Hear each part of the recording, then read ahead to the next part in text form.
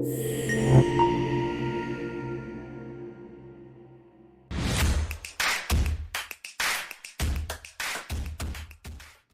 work with a lot of nonprofit organizations who have an advocacy arm to their outreach. And oftentimes what we see is when they're asking people to support some of their causes, whether that be through a petition signing or something of the like, a lot of those times those actions will happen with someone who supports the cause, but then nothing happens for them after. Nothing continues to have them engage with your organization and take other actions to become maybe a long-term donor for you. So what we're going to show you right now is how inside of HubSpot you can take those petition signings or similar kinds of actions that someone who supports your organization will take and put them into a long-term nurture to make them continue to support your organization. So when you are ready to turn those advocacy supporters, those petition signers, into actually long-term donors, other kinds of supporters, get them involved at a deeper level, here are a few things to think about. Number one, if we go to our settings here, I want to go to our property settings.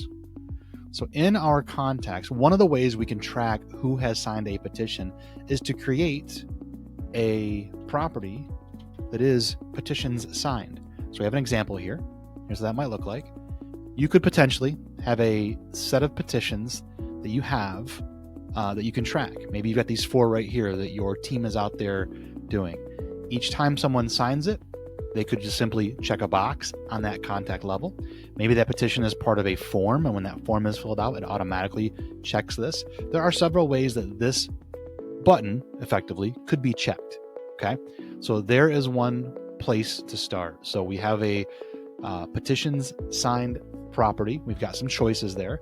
Now, if I get out of here and go back to our contacts, and we see that this contact here that we're going to look at, Daniel, because that's me.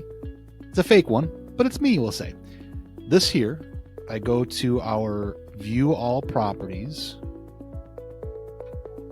I can see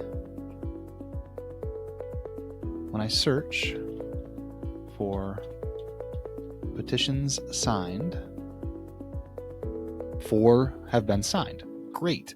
This is not the only contact that I have this done for, but we've got that. Now, so there we see the property we created. We see how it's being used. The next thing here is if I go to our segments or our lists, the list of those who have signed a petition. Now, this could be specific petitions or any petition. It is up to you, but here is petitions signed for our demo here. And that list size is 4 right now. Okay, so we got 4 folks that have done that. So we have the property, we have the petitions, we know that we can check those manually or through a workflow or through a form submission, however we want to do that. Here's the list that we have of those folks who have signed some kind of petition. Now, the last thing here is to go into, when we want to nurture these folks, we got to create a workflow. Now, to create that workflow, the first thing I suggest is mapping it out, but making sure that we have things like emails, etc., to send them. So here is a turning advocacy supporters into long-term donors, right? That is an email. And maybe that email looks pretty simple. I'm just going to click edit real quick to show you.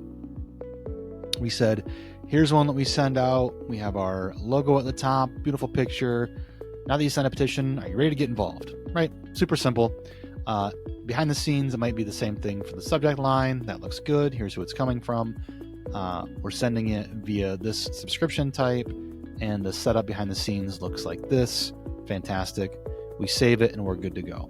Now that we have our email, we also have other options of sending information. Maybe you want to send them an email, send them some direct mail, maybe send them a WhatsApp message or a text, right?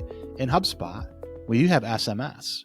Now this demo portal, I don't have it, but it is there. So I could send an email, direct mail, a text, a WhatsApp message, all can be done, okay? So let's take a look at this here. Here's a workflow. The trigger for the workflow is list membership, petition signed. We saw that list, that segment, right? Beautiful. Once they're on that segment, this workflow gets triggered. The first step is we send that email that we just saw. Now, another step here, I'm going to click add. Maybe I actually want to create a delay until an event occurs.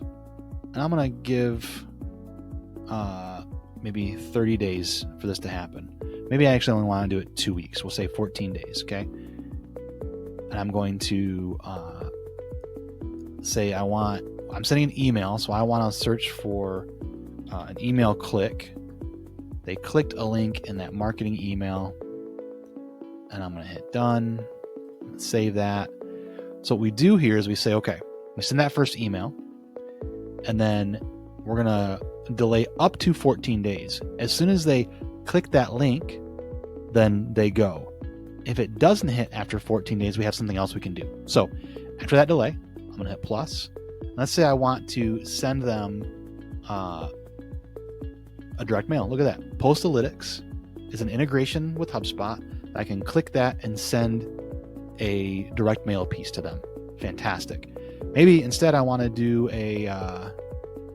let's see here. If you have Sakari, you can send a text there. Or maybe actually I go here and say, you know what? Not CRM, sorry, communications. I want to send a WhatsApp message. I can send them a WhatsApp message to the contact and do it from here, right? And I can send them now. Again, whether things are connected here in our demo portal or not, makes it hard to truly see everything. But there's what you can do. So I could send an email and then set a branch to say, when they click that email, I want to immediately trigger a direct mail piece. Boom, that goes out. Then I could actually delay for 5 days and send them a WhatsApp message, right? And if nothing happens, so after that 14 days, nothing happens, I can come over here and create, let's say, a task for one of my folks to go in and call them, right? So that's how we might set that up. So when you want to help your folks go from a petition signer into a donor nurture sequence or workflow, that's what we would do here, okay? We have the petitions signed property. Once that's filled out, they go on to a list. Once they're on that list, it fires off this workflow. They get an email. I make a branch and I say, once they click that link, I want to trigger a Postalytics direct mail piece. Then 5 days after that, send a WhatsApp message or a HubSpot SMS. If that doesn't happen, I want to create a task to actually call them and follow up, and then we can have that happen. So that's how you can turn advocacy supporters and petition signers into long-term donors. If you're looking for more ways to use HubSpot as a CRM for your nonprofit organization, for your advocacy organization, whatever it is, I promise you there's a way to do it. Click follow right now or give us a shout.